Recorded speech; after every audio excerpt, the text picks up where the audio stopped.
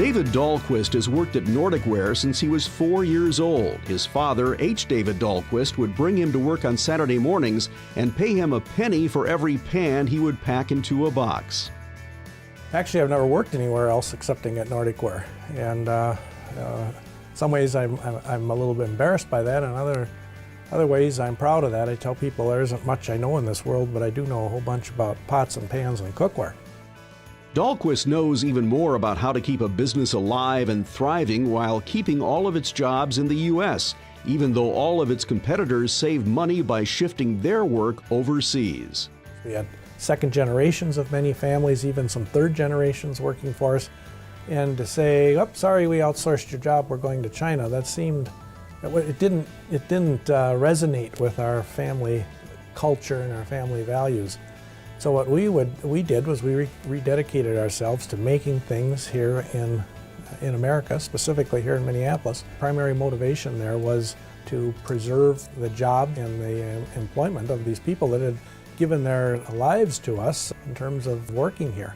I had a person retired this year, had been here 51 years, started when he was 19. To some, it seemed like a surefire way to lose money.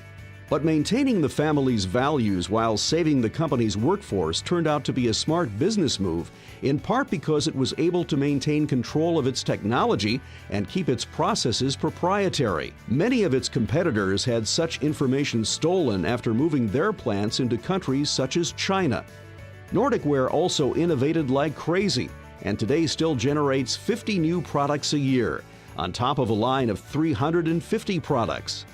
The company has achieved a considerable competitive edge by remaining made in the USA, proving nimble enough to generate new products quickly and being easy to work with for its customers. I've always told our people, look, we have to be easy to do business with because we're made here in the USA, we're paying US wage rates and US medical rates and all the things that go with being made in this country, which make us expensive compared to the imports, but we can kill them with customer service. That's how we're going to win.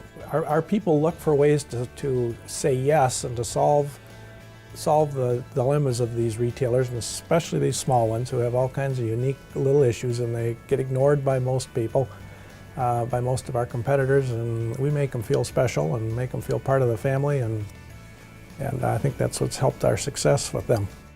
Nordic Ware's 350 employees experience a similar sense of feeling special, according to David's daughter, Jenny, who is the company's sales and marketing director.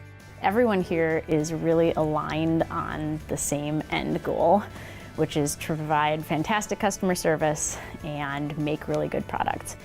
And everyone helps each other out. It's a really team-focused environment, so if someone is slipping a little bit or needs help, everyone else steps in to prop them up because we're all headed towards this same goal. Whereas with other companies that I've worked for, a lot of people are competing even within their own department to stand out and shine and be better than everyone else.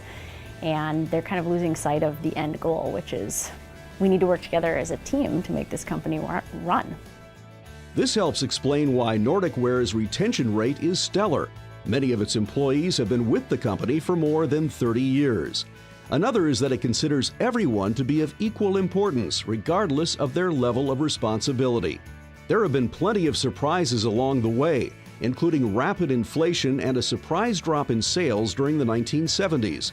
But the Dahlquists and their employees worked through them all and succeeded because of their vigilance at remaining open and respectful with each other, as well as with suppliers and customers.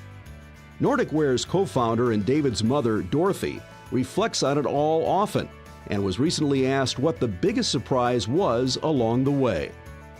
Biggest surprise is that, how well we're doing today, and that my children are able to carry on, and they're very interested in seeing the business grow.